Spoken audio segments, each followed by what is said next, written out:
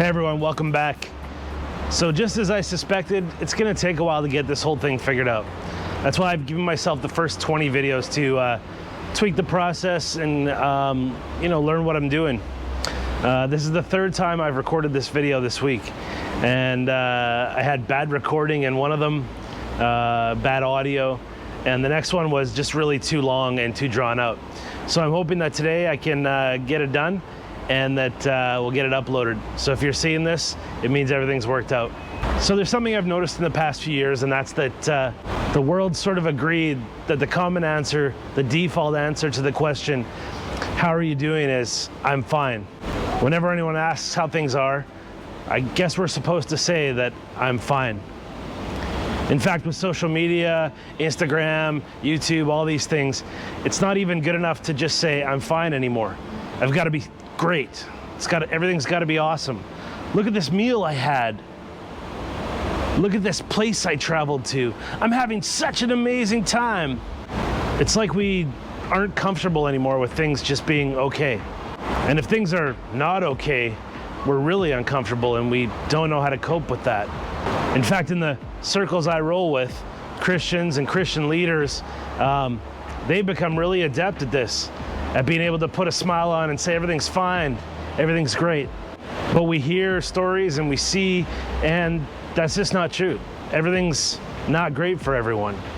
So since I've said that this vlog is about me being open, honest, and authentic, the truth in my life is that I'm not fine. Not everything's going well. You may see pictures, you may see fun videos. I'm smiling, we're doing fun stuff. But deep down, there's a lot of struggle going on. So today I want to tell you about that. And you might ask, why would I do this? Why would I put myself out there? Why would I bare my soul like this? Well, I can think of two reasons. The first is that most of you, my viewers and early subscribers, are people who know me, friends, family, people that are likely interested in me and my life. So I want to give you the real deal.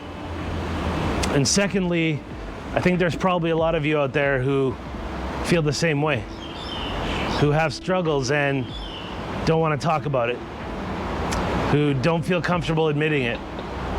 And I want to open up that discussion. I want to make it okay for you to share what's really going on in your life when things are not fine. So what is it about my life that's not fine? What am I struggling with? Well, the first thing is I'm not fine with being unemployed. We came here so that I could work at a church, and after just 6 months, it really was not a good fit. Things weren't working out, and I had to resign. So for just over a year and a half, or just under a year and a half, I guess, I've been unemployed. And that's hard. It's hard because I feel purposeless. I feel like I'm not doing much. I'm not adding value to the world around me. I went and got a master's degree in hopes that I would be more marketable in the church world employment sector. And right now, I feel like I'm doing less than I ever have in my life. The second thing that bothers me is that I'm not contributing to the family in the way I'd like to. I'm not contributing financially. I'm not providing. And some of you might think that that's kind of something I'm okay with, but I'm not. It upsets me, and I know I'm letting people down. And lastly, the hardest part, the thing that kind of breaks me up, that sort of tears at my soul every day, is that I know I'm letting my kids down, that I'm a failure in their eyes. I want to be a good example, and right now, as I wake up each day wondering what to do and sort of spend a lot of time around the house and don't really get a lot accomplished, I can see that they look at me differently. They look at me, I don't know, with some pity and just wonder what it is I'm about. Sometimes they say things. Sometimes the way they look at me. I just know that I'm disappointing them and I'm letting them down. The second thing I'm not okay with, that's not fine in my life, is that we're not a part of a local church right now. I was thinking about it the other day, and I've been a part of a church basically my entire life.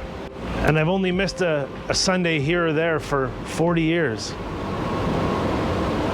And all of a sudden, we're not plugged in. I hate that because we're missing out on community. I love spending time with like-minded people, people who I can be on mission with, people who can give and receive love. And we're not plugged in that sort of way. I miss worshiping together, getting together as a group to sing and to pray and to pursue God together. I believe there's something deep inside that draws us all to that environment, that draws us all to connection with fellow believers, and just don't have that. And lastly, I'm bummed out because I don't have a place to use my gifts and talents and abilities. God's designed me in a certain way that, I could be serving and I could be helping. And when you don't have a place to do that and people to do it with, there's something missing in life. God talks about in the Bible how the church is like a body, like a human body. And we all are a piece of the body. We're an eye, or we're a leg, or we're an ear. And our function helps to support the whole. And right now I feel like I'm just like an arm that's been cut off and just kind of flopping around on the ground with nothing to do. And I'm not fine with that. Another thing is I'm not fine being lonely. Hong Kong's been one of the loneliest times of my life.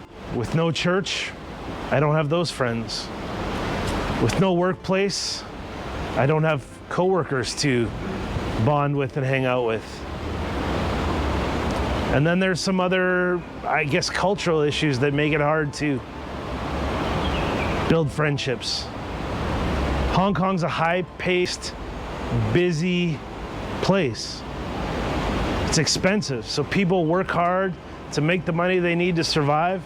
They come home late from work, they eat dinner, and they go to bed and start it all over again.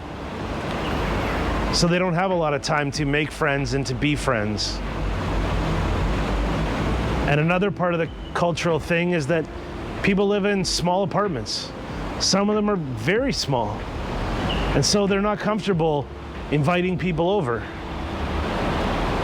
And if you think about where and when you've developed friendships before, it's often over a meal or watching movies or playing games at someone's house. And so we just don't have that opportunity here as much as we'd like to. So I sit around in our apartment with a beautiful view, but I sit alone. And the social beast in me sort of rots away, sort of fades away. And I'm not fine with that. And lastly, as I've had a lot of time to think, reflect, do some introspection, the truth is I'm not fine with the brokenness I carry around from me from my past. Something that's crept up on me is the effects of my dad leaving when I was young. I always thought it didn't really make much of a difference, but I think it's created some deep-seated stuff in me. I don't trust easily. I have a big-time fear of rejection.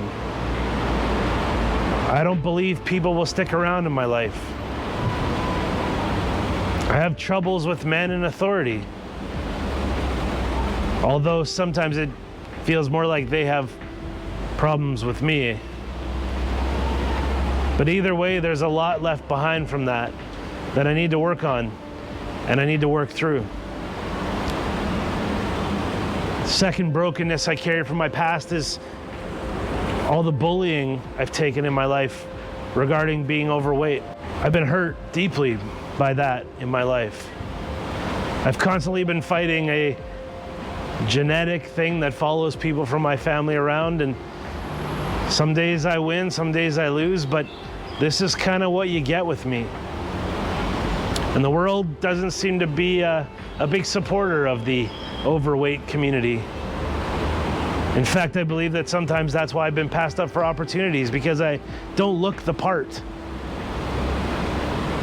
When I was a kid, people let me know that I was different and not worth as much. That developed in me a few different characteristics of being super competitive. I wanted to prove myself. I wanted to beat you at whatever you said I couldn't do. And that doesn't always make for good relationships when I'm always trying to compete. I developed humor as a reflex, as a deflection. I like to be the funny guy. I like to have you thinking about other things so that you don't stop and point the finger at me. But maybe humor is not always the right response in every circumstance. Maybe the joke isn't worth it all the time. But that's the way I shield myself from negativity. I've also developed quite a defensive personality. I feel like people are out to get me. I feel like there's an attack coming. So I like to preempt that by attacking first. And that's a bad characteristic. Lastly, as I've been thinking about the last couple years, I think about all the missed opportunities. You know, I had a good job. I was serving at a good church in Taiwan, and I left to pursue theological education, hoping to get better and create better opportunities for myself and my family. Unfortunately, those opportunities have fallen through, passed me by. Relationships have been severed, and here I am with no opportunities in front of me. And I'm not fine with that. It's hurtful, it's painful, it sucks. So all of these things that are weighing on me, that have been weighing on me, and have been hovering like a cloud over me, especially in the last year and a bit, they've affected my faith life. I feel distant from God. I feel like He's silent. And it's weird because I've never felt that way before. I've always felt God's presence in some big ways and small ways, but it's been consistent for years. And all of a sudden I feel like He's forgotten about me, that I'm cast aside and that I'm not really welcome.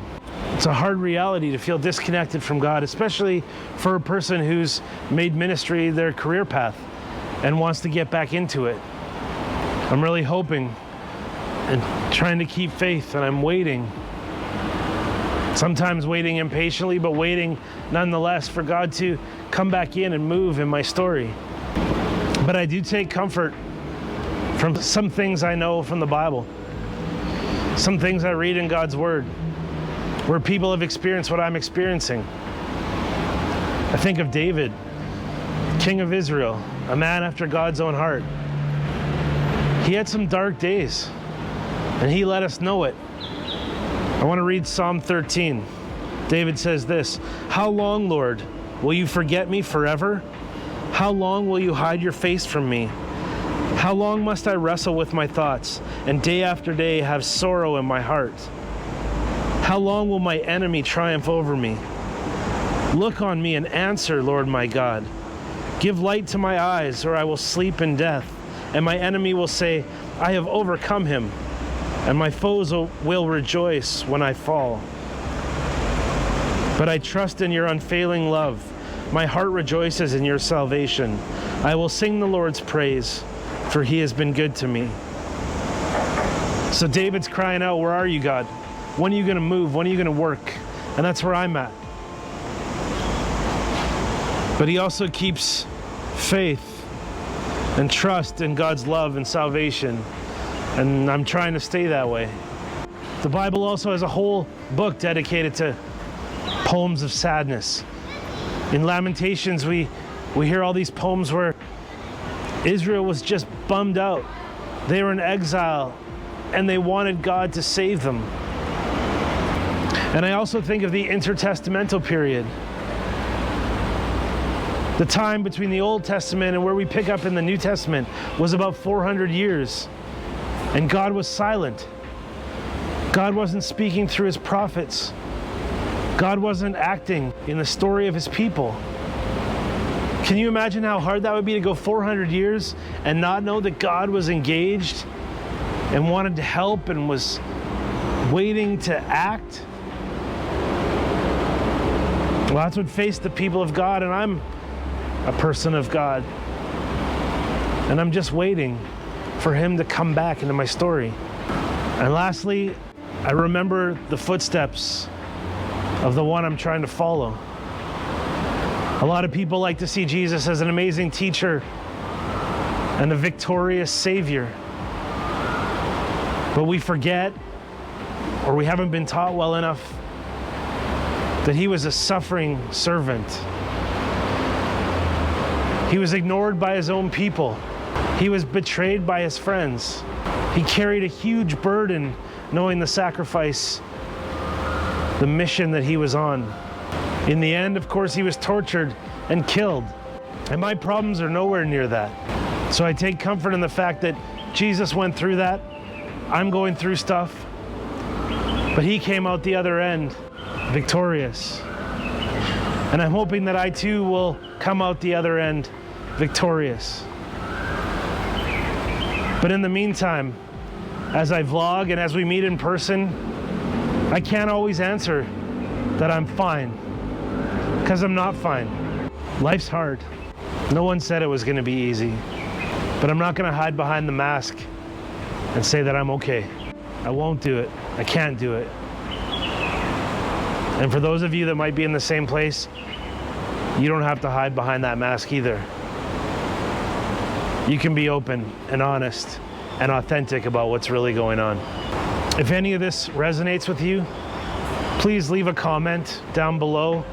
I'd love to engage you in that space. Or if that's too public, send me an email at AUTHENCHRISITY@gmail.com. I'd love to talk with you, get something started. We could Zoom even, as everyone's doing these days. So that's it for today, guys. Please subscribe, please like the video, and I hope I didn't keep you too long. So as always, keep it real. Peace out.